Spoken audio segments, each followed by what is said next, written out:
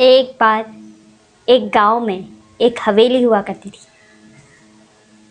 जिसे लोग भूतिया हवेली के नाम से जाना करते थे।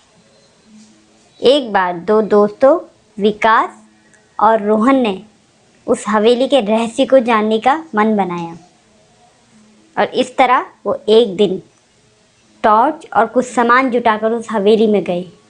जैसे ही उन्होंने हवेली में प्रवेश करा, हवेली का दरवाज़ा अचानक बंद हो गया। वे डरते हुए एक पुराने कमरे में गए और उस कमरे में जैसे ही गए, वहाँ से एक रोशनी आ रही थी।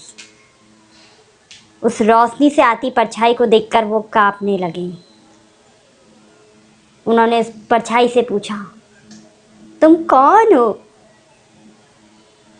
तो उस परछाई ने हंसते हुए कहा, हा हा हा हा हा हा, मैं इस हवेली का मालिक हूँ और मैं अकेला महसूस करता हूँ, इसीलिए मैं लोगों को डराता हूँ।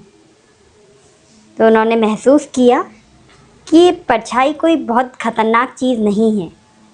तो उन्होंने उससे कहा, तुम्हें अकेला होने की ज़रूरत नहीं है, हम रोज़ तुमसे मिलना आया करेंगे, लेकिन शर्त एक है कि तुम किसी को डराओगे नहीं। और इस तरह उन दोस्तों ने धीरे धीरे उस हवेली में अपने दोस्तों के खेलने का अड्डा बना लिया।